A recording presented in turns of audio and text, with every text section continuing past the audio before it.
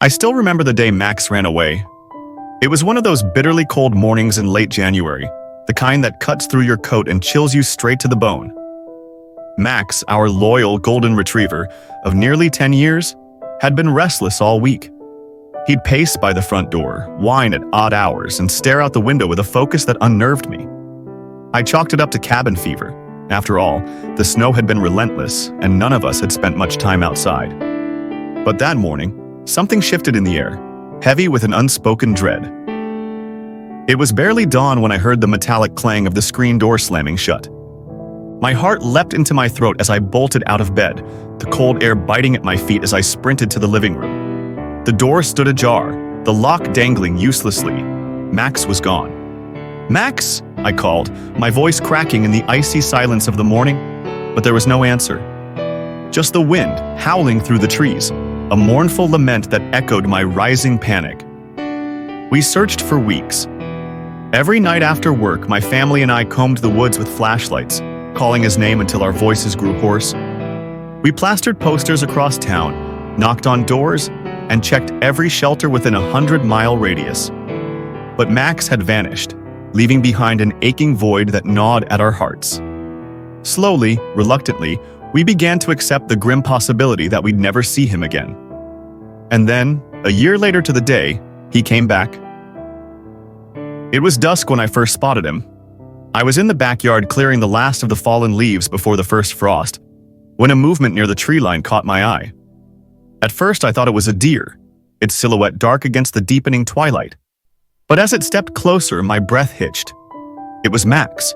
His golden coat, once radiant, was now matted and streaked with mud. His gait was strange, almost hesitant, as if he were testing the ground with every step. And his eyes. God, his eyes. They weren't the warm, soulful eyes I remembered. Instead, they glinted in the dim light, an unnatural amber that seemed to shimmer and pulse with an unsettling energy. A shiver ran down my spine as I called out his name. "Max? Is that you, boy?" He stopped, tilting his head in a way that was almost human. For a fleeting moment, relief surged through me, a balm for my long-held grief. But that warmth evaporated the second he stepped into the light. His body was gaunt, ribs pressing against his skin like bars of a cage. Scars crisscrossed his flanks, jagged and raw, as if he'd clawed his way through brambles, or something far worse. He didn't wag his tail or bound toward me like he used to. Instead, he stood there, staring, his eyes boring into mine with an intensity that made my knees weak. "Max," I whispered, barely able to hear my own voice over the pounding of my heart. He moved then, slowly, deliberately, his paws crunching on the frost-covered grass. When he finally reached me, he pressed his nose against my hand, and I felt a pang of guilt for ever doubting him. But then I noticed the smell. It wasn't the earthy, comforting scent of a dog who'd been outside too long. It was sharp, metallic, with an undercurrent of something rotten. My stomach churned, and I instinctively pulled my hand back. "Honey, come see this," I called into the house, trying to mask the tremor in my voice. My wife and kids rushed out, their faces lighting up when they saw Max. The children hugged him, tears streaming down their cheeks, while my wife looked at me with an expression I couldn't quite place. Relief? Concern? I couldn't tell, but as the days passed, it became painfully clear that something was very, very wrong. Max was different. At first it was subtle, a low growl when someone got too close, an unusual aversion to light. He stopped eating his kibble, his once voracious appetite replaced by a disconcerting preference for raw meat. Then there were the nights. He'd sit by the window, staring into the darkness for hours, his ears twitching as if he were listening to something we couldn't hear. Sometimes, I'd wake up to find him standing at the foot of my bed, his eyes glowing faintly in the dark. The incident escalated. One morning, I found him in the basement, his paws bloody and the walls scratched to shreds. Another time, he cornered our neighbor's cat in the yard, his growls so guttural they didn't sound like they could come from a dog. The cat escaped, but not before Max tore a chunk of fur from its back. When I tried to scold him, he turned to me with a snarl so feral that I stumbled back, my heart hammering against my ribs.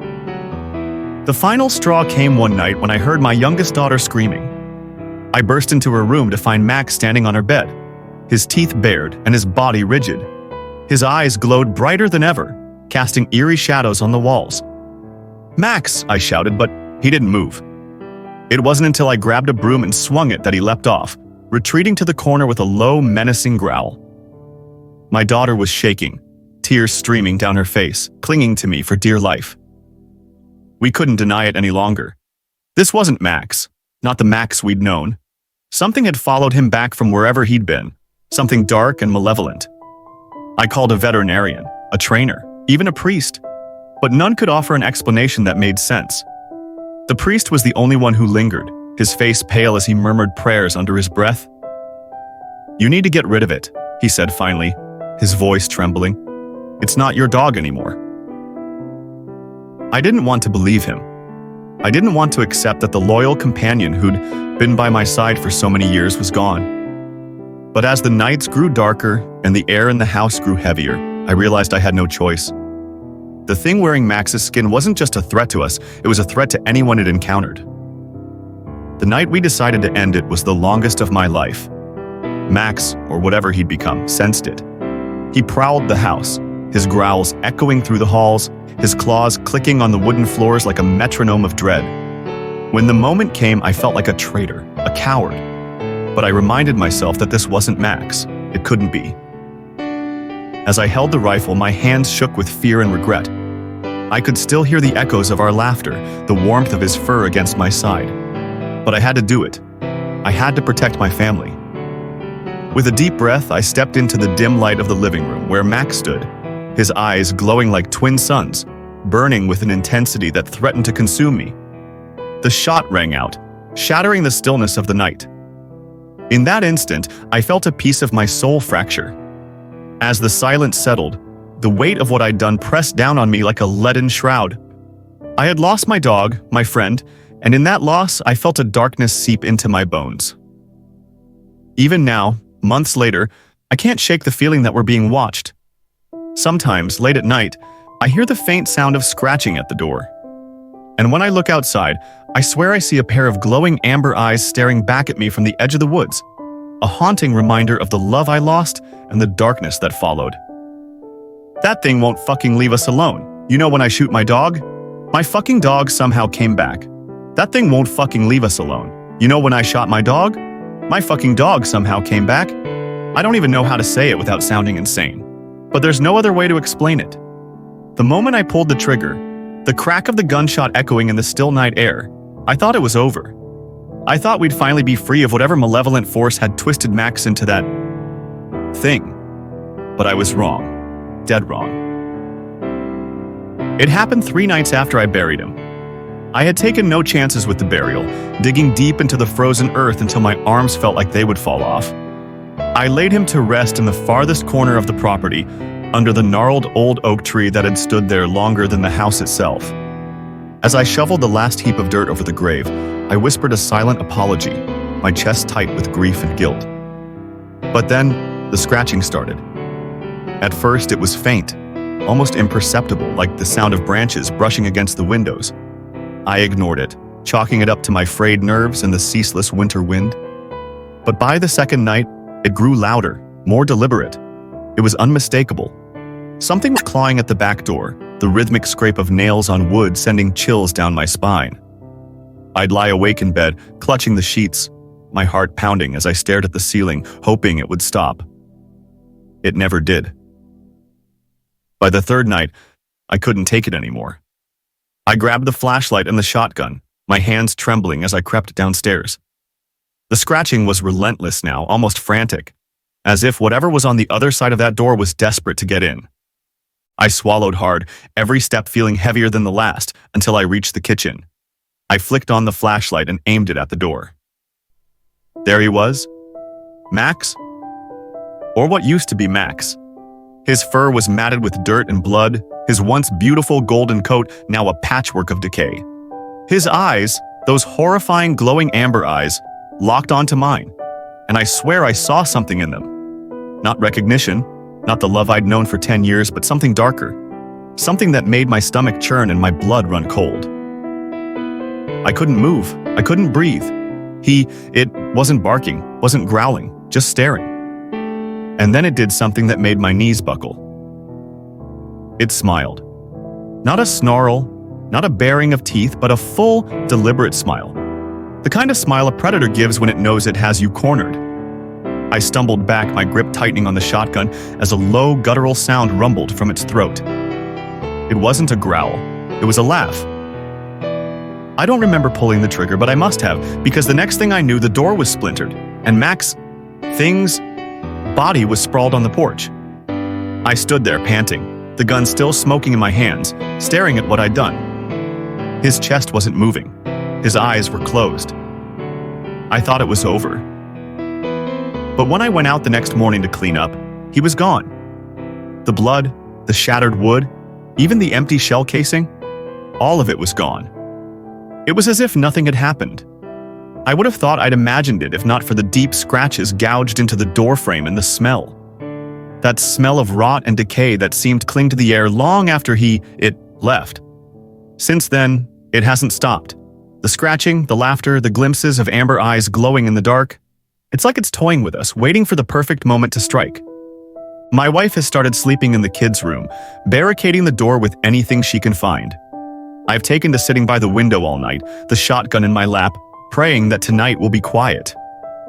It never is. Sometimes I think I see him in the woods, just standing there watching. Other times I'll hear the faint sound of his paws on the porch, pacing back and forth. He doesn't try to come inside anymore. He doesn't need to. He knows we're trapped. He knows we're scared. I don't know how much longer we can take this. I've thought about leaving, packing up the kids and driving as far away as we can. But deep down, I know it won't matter. Whatever that thing is, it's not bound by walls or miles. It's bound to us. I'm taking my family far away from this place. Fuck this. I'm taking my family far away from this place. Fuck this. I can't keep pretending that staying here will somehow make things better, that it'll just go away. It's not going away. It's never going away. And I can't keep putting my wife and kids through this nightmare. The decision wasn't easy. For weeks, I wrestled with it, clinging to the hope that maybe, just maybe, we could outlast whatever this thing was. But last night sealed it. Last night was the final straw. It started just like the others. The scratching, the laughter, the glowing eyes. I've gotten almost used to it, if you can believe that. But this time, it was different. This time, it wasn't just outside. It was inside. I'd fallen asleep in the chair by the window, the shotgun resting against my leg. I don't even remember closing my eyes, but I woke to the sound of my youngest son, Tommy, screaming. Not crying, not calling for me, but screaming. A raw, guttural sound that froze the blood in my veins. I was on my feet before I even realized what I was doing, the shotgun clutched tightly in my hands as I bolted upstairs. The door to Tommy's room was wide open, the light from the hallway spilling inside. He was standing on his bed, his little hands gripping the headboard, his face pale with terror. And there in the corner was Max, or what used to be Max. He wasn't growling. He wasn't moving.